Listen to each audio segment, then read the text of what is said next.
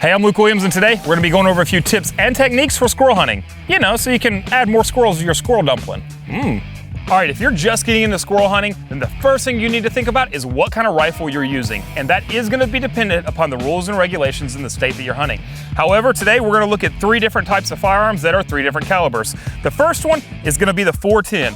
Now, I love this 410. It's light. It's actually a youth model, but it's easy to carry through the woods. It is a break action, and so that means that, you know, to reload, you've got to break the action, get you a new shell in. However, it's going to be a nice, good, accurate gun. It's easy to use, easy to shoot, and easy to carry, and that's important. The next one we're going to look at is the 22. Now, I love a 22. Everybody loves a 22. It's what most kids start shooting on. This is a semi-automatic 22, and what's great about it is if you end up in a place where you're going to have a lot of squirrels, like if you're in a feeding area or anything like that, then you want to be able to get more than 1 kill in one sitting, and this is going to allow that to happen a lot easier because you don't have to break the action to reload, or you don't have to have a bolt action to reload.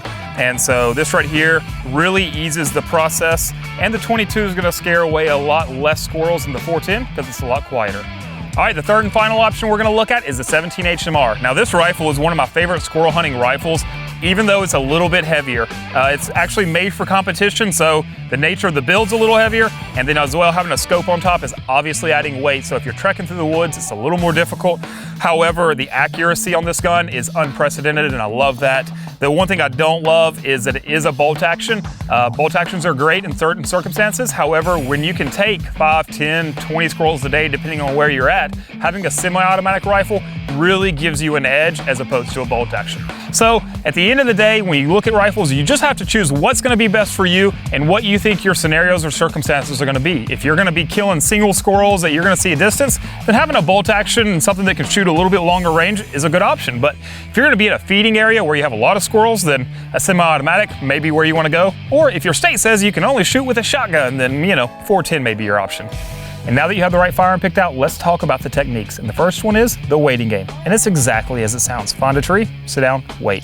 Now, I have a lot of friends that this technique works very well for, and they harvest a ton of squirrels. However, it's not for me. I like to move and be a little more active. But if you are somebody that's patient and can sit still and that doesn't mind just waiting, sometimes all day long, then this right here may be your best technique you can use.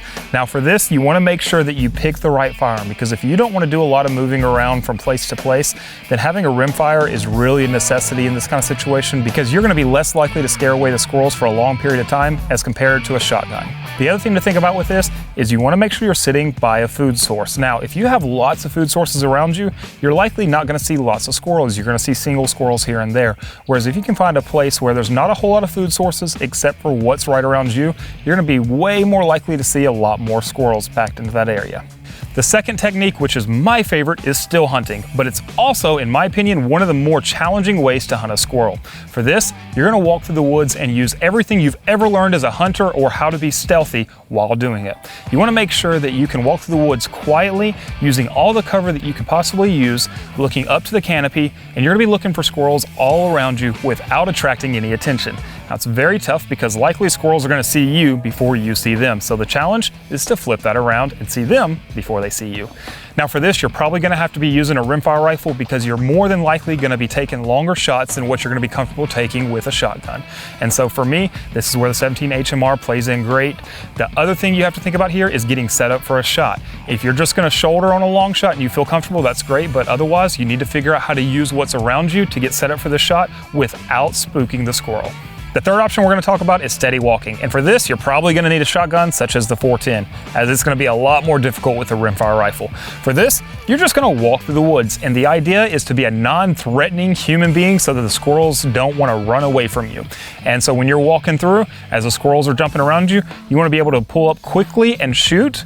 And so that's why it's a lot more difficult with a rimfire. With a shotgun, you have a little bit more, room for error. And so you want to be able to pull up, make that shot, and then grab your squirrel, and you're going to keep walking through the woods as a non-threatening human being. So don't be threatening. Make the squirrels think that you love them, and then put them in your stew.